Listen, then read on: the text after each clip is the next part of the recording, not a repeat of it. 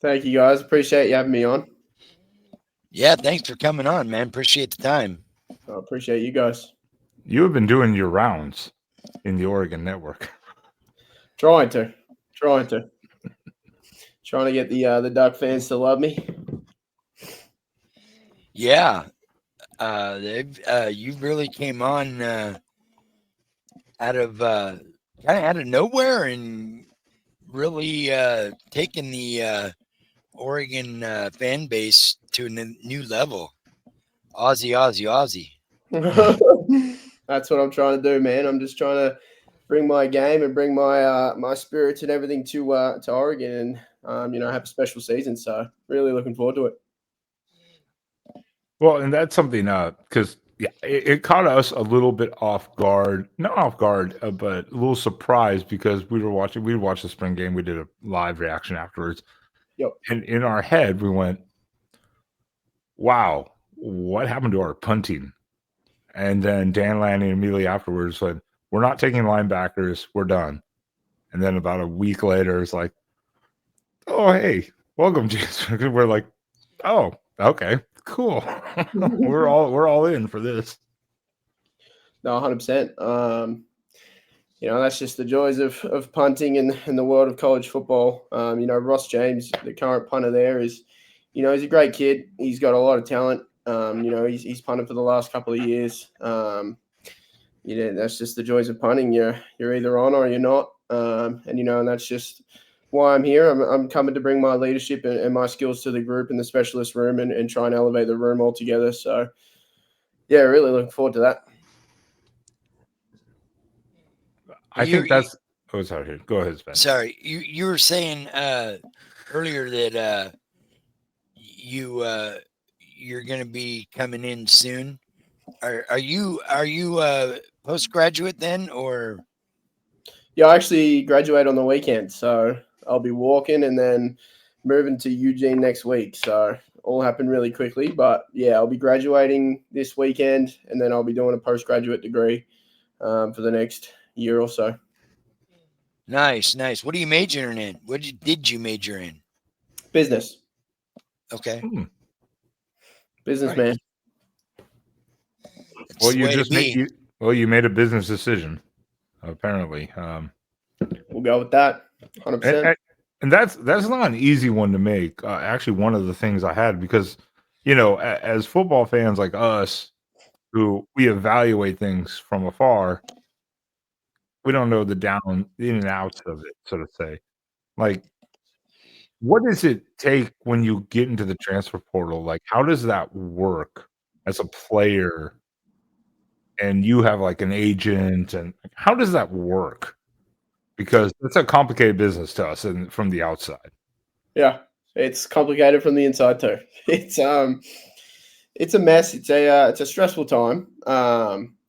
But I was very lucky enough to have a lot of interest there from a lot of teams, and I won't mention them personally, but there was interest there from the SEC and ACC, and you go days without hearing nothing, and then all of a sudden it just ramps up, and your phone doesn't stop. I think it was 107 calls in the first day that I entered the portal. Wow! Yeah, phone just didn't stop. It was in a good way. It was fun and exciting times. But yeah, 107 phone calls is you get tired by the end of the day just calling everyone, and it was fun, but very stressful. And you only have a short period of time to make a decision too, correct? Yes, I thought I did, but this is the education around the transfer portal that it's not really out there. It's about a week window to jump in the portal, and once you're in the portal, you can have as much time as you want to be allocated on a spot. So you just need to be in that portal in that week period, and then you can continue chats and do all that. So yeah, the only difference is if you're a official grad transfer, then you can just jump in and win out anytime you want, but you can get out of the portal anytime you want. Yeah, as far as I understand. Yeah, these are the in and outs. It's like there's so many different rules and bylaws and guidelines and stuff. I don't know how anyone keeps up with this. Is why you guys have agents now, because it's it's so complicated. Oh, it's a mess at the minute, and I think that's college football and the world surrounding that is all trying to figure it out too, and hopefully come to a good a good decision soon that there's certain windows and everything's straightened out and everyone can actually know what's going on. And no, it's slowly getting there. So maybe Now you, go. God damn it, go ahead. Damn Dan. it, damn it. No, go ahead, Spaz. Go ahead. This is why we call it live and uncensored, because we don't have anything scripted half the time, and we just kind of roll with it. I have a page of notes and questions, but that's I can't even read half of my handwriting, so we'll see how this works. Right. So you being from Australia, have you been in the States for a long time, or did you come over here for college from over there? How did your story go? Yeah, so I've been on a couple of family trips. I know they'll be watching right now. So how you going, Australia? But no, we done a few family trips a couple of times before starting my college journey. I've been all over the place. Been to New York, Washington, LA. Been all over the place. So I have been here previously, and then obviously been the last 3 years at Boise State.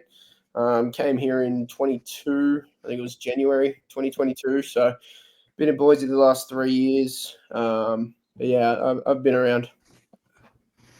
How did and it was a perfect segue, because that was actually my next question a little bit. It's like, how did that type of recruiting process work? Because Australian punters, especially, have become more of a prime thing in college football for the last 7 to 9 years, probably, Spaz, more so. Yeah, I think Michael Dixon broke the record on that. How does that type of recruiting process work? Like, yeah, so I actually graduated high school back home in Australia, and then I actually did construction for 12 months. So worked on the shovel, did concreting, worked the hard life, and hated it. So I then heard of Michael Dixon. It's funny you brought him up. I actually heard the story. He was a star back home and going the NFL, and the NFL and college football is just becoming a big thing right now back home. It's blowing up. I heard of Michael Dixon's story at Texas and then going on to the Seahawks, and thought that was pretty cool. And there's a program, or sort of a punting academy back home, because Australia, we grow up, I don't know if you boys have heard it, it's Aussie rules football, AFL. It's Australian football.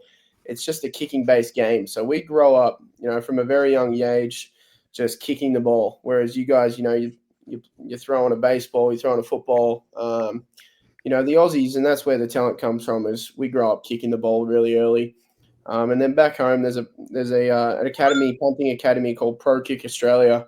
They've got some of the greatest coaches there that have played at Green Bay, Dallas Cowboys. There's a great selection of guys there that teach the Aussies the American style of punting. After spending 12 months on the shovel, hated it, thought, why not go down and go have a crack and see what I got. But I went down and kicked, and then thought, why not give it a crack? And they said, I've got some talent, got a decent leg. So about 6 months later, Boise got on the phone, and those coaches send a lot of film of us kicking back home to the college coaches. And about 6 months later, Boise State was interested in my film, and then we had a few meetings, and it was at the end of COVID period too. So I had to do everything on Zoom.